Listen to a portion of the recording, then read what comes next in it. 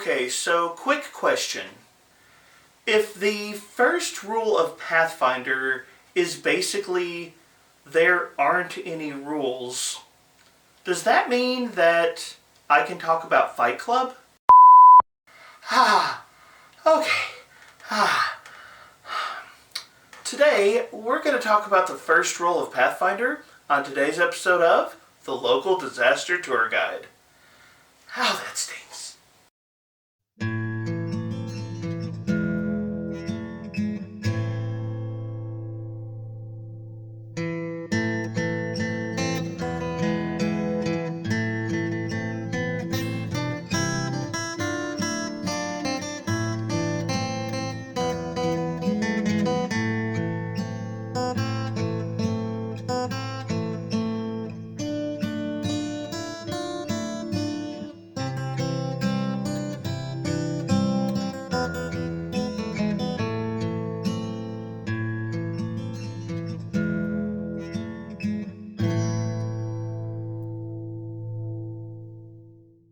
Hello travelers and tourists, my name is Mark and I'm the local disaster tour guide. That's right, I am a storyteller that is averaging one page of the Gamemaster core covered per video in this series. I honestly don't know why I have a reputation for being long-winded. Welcome to a journey through the fantastic world of TTRPGs like Pathfinder and Starfinder, and welcome back to Storytelling in Pathfinder 2e Remastered, a series that takes a look at the tips, tricks, and advice that Paizo offers storytellers who are interested in running, well, Pathfinder 2e. In today's video, we're going to take a look at what Paizo refers to as the first rule of Pathfinder, and we're going to talk about what it means to you as a storyteller if you're thinking about running a game of Pathfinder 2nd Edition. Now, if you're a longtime fan of the channel, this content may seem a little bit familiar, and it should. I've actually done a series on storytelling in Pathfinder 2e in the past. Previously on this channel, I was working my way through the original Gamemastery guide for Pathfinder 2nd Edition, and I got a couple of dozen videos into this series when Paizo ultimately announced that they were going to be doing the Remaster, and along with that Remaster would come a new GM core that would be replacing the Gamemastery guide. Ultimately, I made an executive decision to end that original series that I was doing, and now that the Remaster is actually here, and we have the official GM core for the Remaster, I am going to be slowly reworking that series so that it lines up with the new GM core. However, because a lot of the content from the original Gamemastery guide and the new GM core are very similar to each other, that does mean that there's going to be a lot of content that is repeated in this series that was part of the old series, including the topic of today's video. But my goal with this series, whether I am updating old content or discussing new content, the whole purpose is to help storytellers who are interested in running Pathfinder 2nd Edition identify the tools, the tips, the tricks, the different things that they can do to have a successful experience at the gaming table. To that effect, this series is intended for game masters of all skill levels. All of us have something that we can learn, and all of us can benefit from this conversation. Additionally, a lot of the skills that make for a successful storyteller transfer from one game to another very readily, meaning that even if Pathfinder 2nd Edition is not necessarily your preferred game, there is still a lot of excellent advice that Paizo offers that you could transfer to other games like Dungeons & Dragons, Call of Cthulhu, or something like that.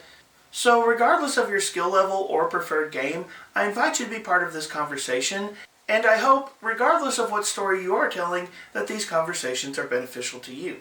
As I mentioned a moment ago, for this video, we're going to be talking about the first rule of Pathfinder 2nd Edition, and as part of that conversation, we're also going to talk about what it means to choose your tools as a storyteller. And what I'd like to do for this video is actually open up the Gamemaster core and read directly the words that Paizo gives us on the first rule of Pathfinder 2e. This comes from a sidebar in the introduction of the Gamemaster core found on page 5, and it says, "Remember the first rule. The first rule of Pathfinder is that this game is yours. The rest of the rules exist for you to use to tell the stories that you want to tell and share exciting adventures with your friends. There are plenty of rules in this book, but none of them override that first rule. Take the rules that help you make the game you want, change those that don't quite do what you need them to, and leave the ones that aren't helping. It's your game. There's no right or wrong way to GM so long as everyone is having fun, and that includes you. The first rule of Pathfinder 2e is this: this is your game. Paizo is upfront about that from the very start of the GM core, and today we're going to talk about what that means for us as storytellers, what we should bear in mind, what we can learn from this, and what it means when it comes to selecting tools for our games. But before we dive into that conversation, if you enjoy content like this, please remember to do all of the stuff that helps support the channel. You can like and share the video, subscribe to the channel. You can also check out my free Discord or my Patreon. Both of those will be linked in the video description. And as always, the best thing you can do to help support this channel is jump down to the comment section and be a part of the conversation. I love to hear from you all, and I feel like I learn something new from this community every single week. So by all means, jump down to the comment section, leave your thoughts, leave your observations, and definitely be a part of the conversation. But with all that out of the way, let's get started. So, when it comes to that statement that Paizo made, the first rule is, this game is yours. Let's just go ahead and be honest. A lot of game companies like to throw phrases like this out. It's actually something that you will hear a lot across the tabletop RPG industry. A lot of games and a lot of game companies will say this or will say something very similar to this in the products that they create and in the games that they publish.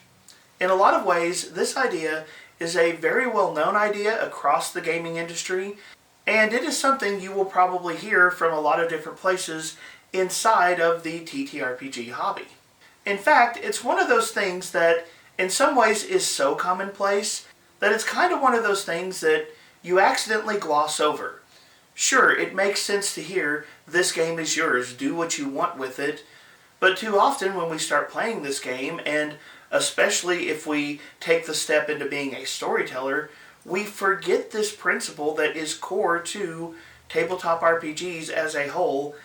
This game, this hobby, is your hobby. It is something you are doing for fun, and you are the ultimate arbiter of what is the correct way to play your game. Let me put it this way.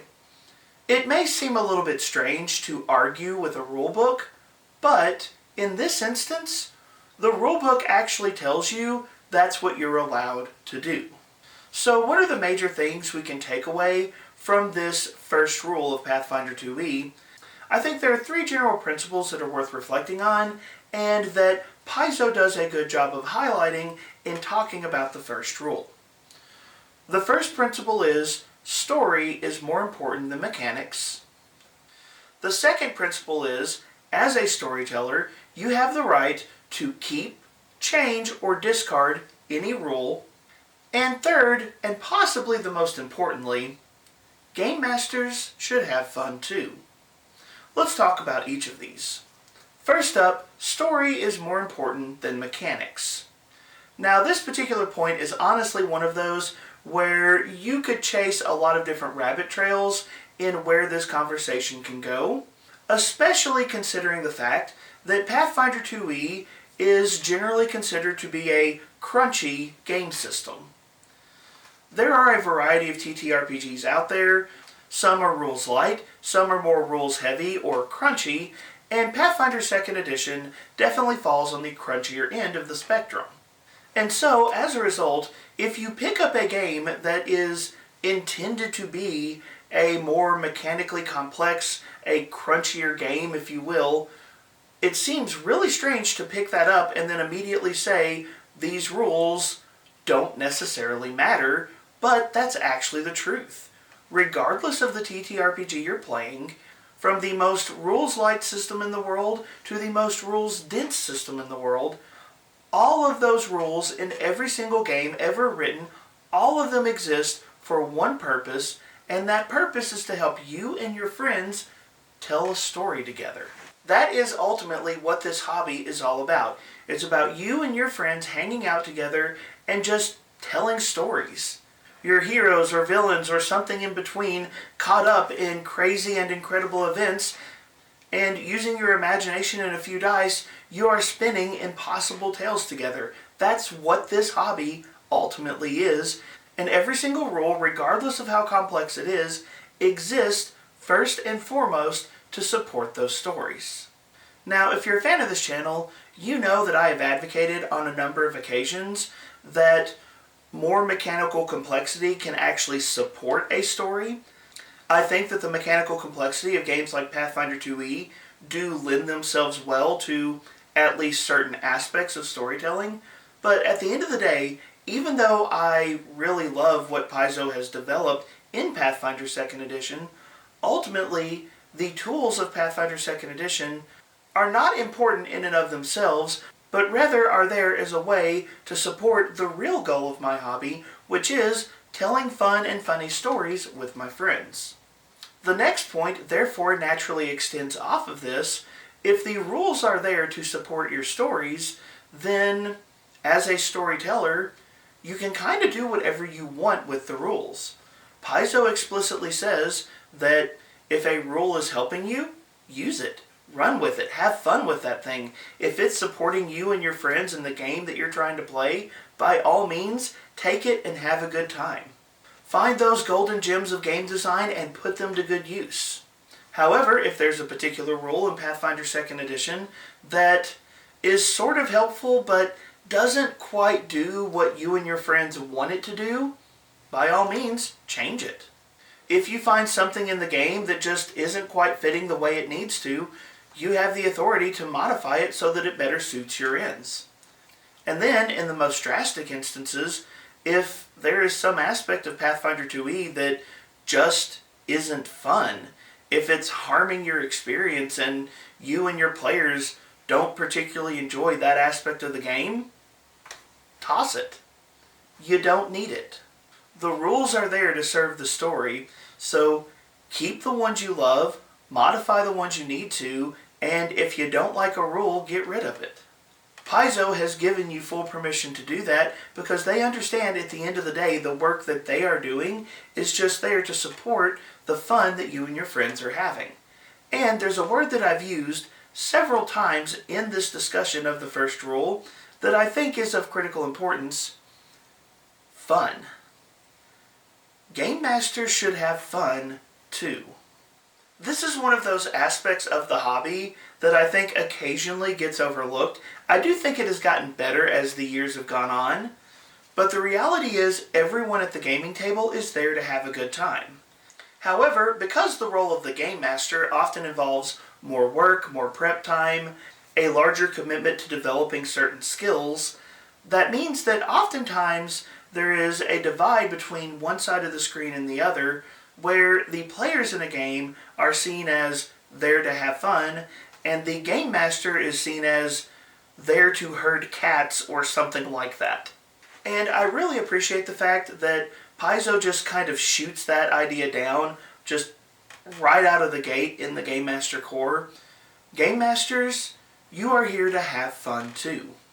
The fun of the players does not and should never come at the expense of the fun of the Game Master, just as the fun of the Game Master does not and should never come at the expense of the players. This is you and your buddies hanging out and having a good time, and if something is spoiling the fun for anybody at the table, then it's worth deciding if that needs to change or if that needs to be tossed for the good of the game. Now, versions of this problem can pop up on both sides of the storyteller screen, but right now we're talking specifically to and for Game Masters, and I do think it is a simple but very important point to stop and to realize that you as a Game Master should be having fun.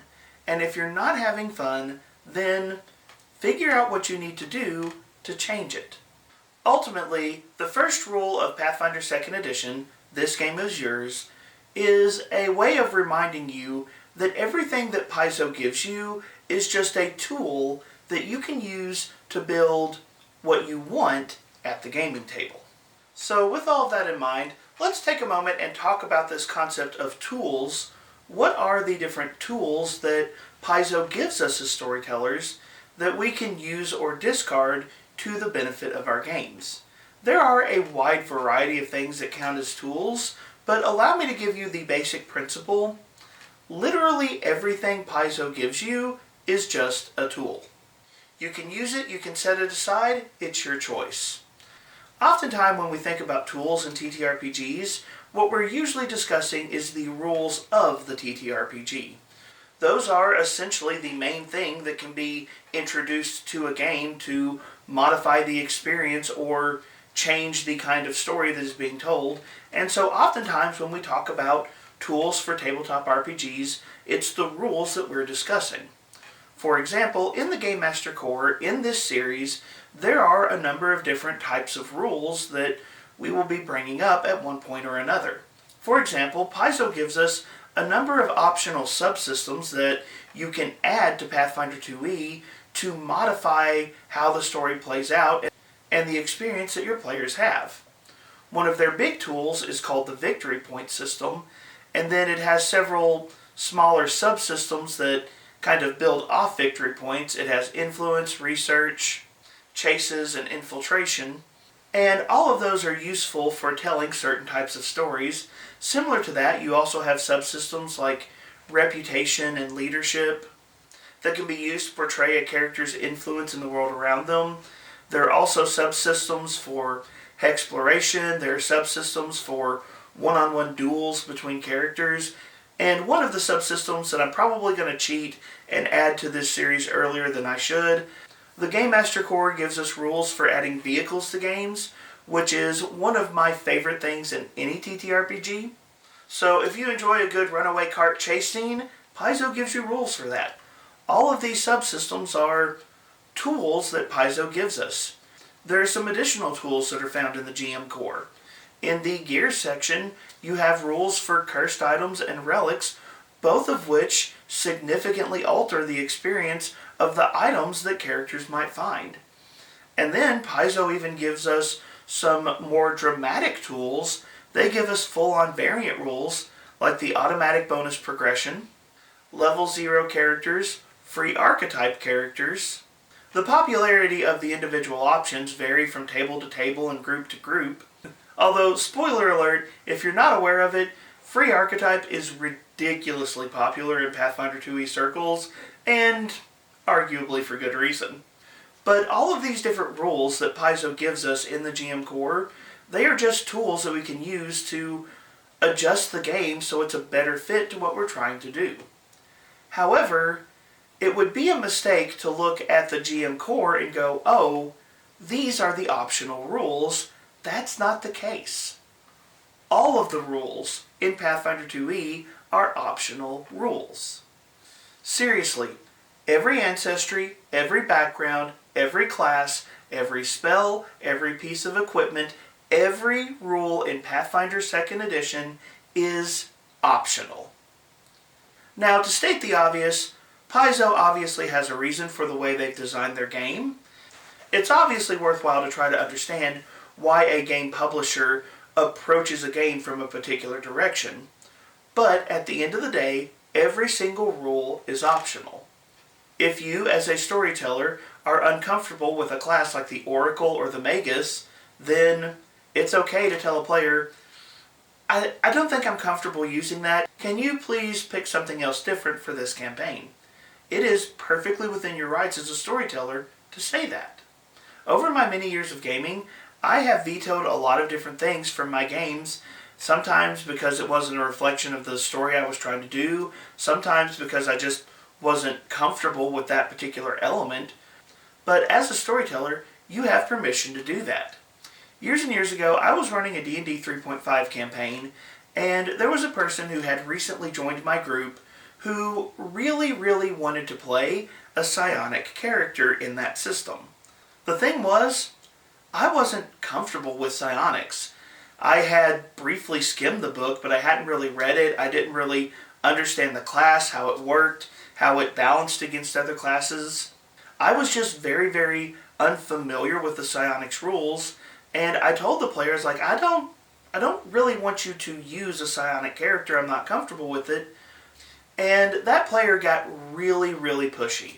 They wouldn't drop it. They demanded to play a psionic character. They pushed. And finally I caved and I let them play a psionic character, but during the game they were using abilities I wasn't familiar with, and I really didn't know how to respond to those abilities. It was just a very uncomfortable situation. And I'll never forget, after that first session was over, two of my players came to me in private and very seriously said, "Mark, do you want our characters to kill their character?" Now, that was a little dramatic, but what my friends were saying in that moment was, "Mark, that person was being rude to you. You weren't comfortable with that set of rules, you weren't comfortable with that style of character, and you were well within your rights to say, 'No, this doesn't belong in my game.'" A few years later, when I was a little more familiar with D&D 3.5, I would allow players to use psionic characters, though I will tell you that particular player was long gone from my table by then. Of course, I just gave you a hypothetical example from D&D 3.5, but what about Pathfinder 2nd Edition? Have I, as a huge fan of Pathfinder 2nd Edition, changed or discarded any rules from Pathfinder 2e? And the answer is yes. There are actually a few rules that are different at my table, even though Pathfinder 2e is my primary game. The small example that I could give here is hero points, which ultimately just feel a little boring to me in Pathfinder 2e. And so at my table, we've added a couple of things to hero points to make them a little more engaging and a little more meaningful.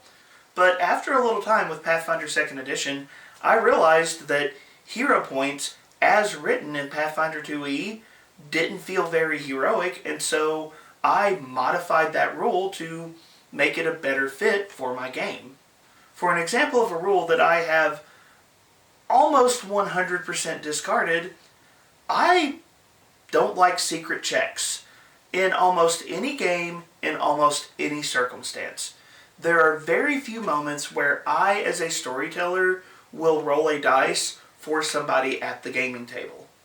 Do I understand the game design principle behind secret checks and the secret tag that Paizo put into Pathfinder 2e? Do I know why that's there? Yes, I do. And I'm sure for a lot of tables, secret checks are fine, but just me and the relationship I have with my players, secret checks just run against the grain for me in all of the worst ways. I feel like I am stealing agency from my players, and in basically any game I run, I will almost never use a secret check. The very narrow exception to that for me is spells like augury. That I will usually do behind the Gamemaster screen, but almost any other example of a secret check, I just toss that out the window because personally I don't like them. By the way, I know from the original version of this video that there are people out there who are huge fans of secret checks. Again, I understand where you're coming from. I understand the game design principle. This is just an example from my table, from the way me and my friends play. Though I absolutely love the vast majority of what Paizo has done with Pathfinder 2e, secret checks is one example of a rule that is a core part of the Pathfinder 2e system that I very quickly jettisoned because it didn't serve my table. So as a general principle, hear me say, storytellers, any rule in the game is fair game for you to keep, modify, or discard as fits you and your friends and the needs of your story. However, in this discussion of tools, I do want to look beyond just the rules of the game, because there is another type of tool that can become a little bit of a burden if you don't have the right mindset about that, and that is gaming products. Yes, gaming products in general are optional tools. Now, don't get me wrong, I love wasting too much of my disposable income on the stuff that Paizo publishes. I am glad to be a Paizo fanboy that is keeping food on the tables of their employees. No complaints here. But I do want to say, in this hobby, that occasionally people can become fixated on a gaming product to the point that they forget the game. There is no product in this game that is 100% a necessity to play the game. Like seriously, all of the core rulebooks for the Pathfinder Remaster will eventually be on Archives of Nethys entirely for free. There is literally no product that is required. I love Paizo's books and maps and bestiary battle cards and the old pawn line that they used to do. Seriously, I have a problem when it comes to Paizo's old pawn line. There are a lot of products that I enjoy using at my gaming table, but those products are not necessary for my gaming table. Those are optional elements to support my story. They're not necessary elements that are critical to the story. And knowing the difference between those two things can really differentiate between the people who are getting the most out of this hobby and the people who are burning out in the hobby. To give you an example of a product I don't really invest in, a long time ago I learned published adventures do not happen at my gaming table. They just don't. Like, I will occasionally see a published adventure and think, oh, that sounds really cool. And I'll show it to my friends and I'll be like, this looks cool. And they'll be like, that looks cool. And we will get super, super excited about this published adventure that Paizo's about to do. And we'll buy the first book of the adventure and we'll get halfway through the first book and my friends have gone completely off the rails. And if we're being completely fair, I'm probably encouraging that behavior. Years ago, I came to the realization that while published adventures might be fun for me to read just as a way to get inspiration for the games that I run, I really shouldn't invest in published adventures as something I actually plan to run. The way me and my table tend to approach TTRPGs, published adventures are just going to sit there and collect dust. They are not a good investment for our group. Now, for a lot of gaming tables, published adventures are amazing. And while it's been a really long time since I've had the opportunity to play in a published adventure, for me personally, there are a lot of published adventures I think would be a lot of fun to play in. Personally, one day I would love to be a player in the Strength of Thousands adventure path. I think that one looks incredibly fun.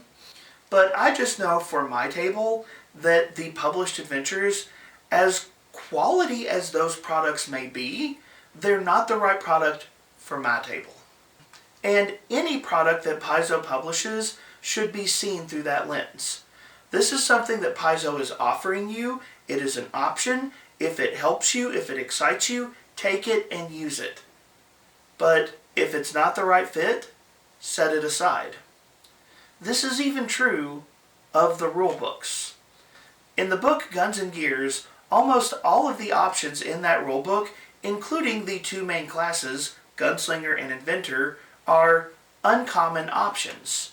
Why? Because Paizo knows not every table wants the kind of stories that Guns and Gears supports.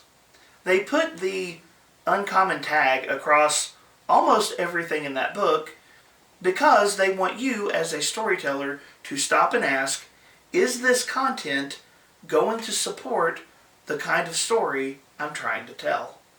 That is Paizo's way of saying, if this book isn't helping you, don't use it.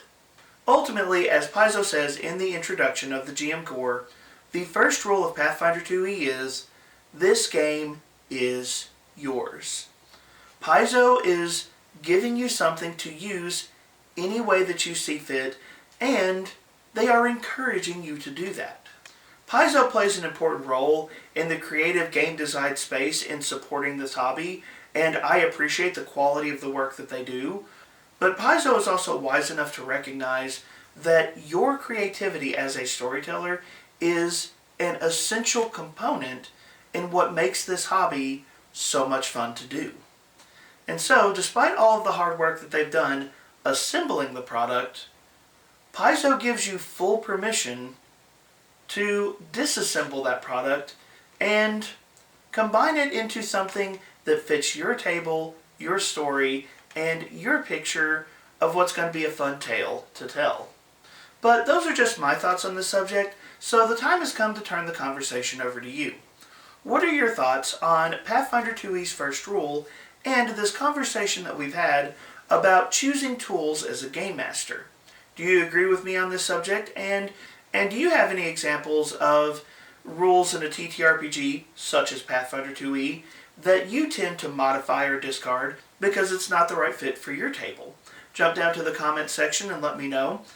And let me know what kind of changes you usually make to your games to help them be a better fit for the stories at your gaming table.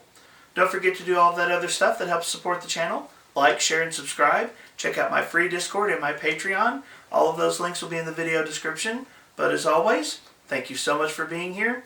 Thank you so much for being part of the conversation. Have a wonderful day.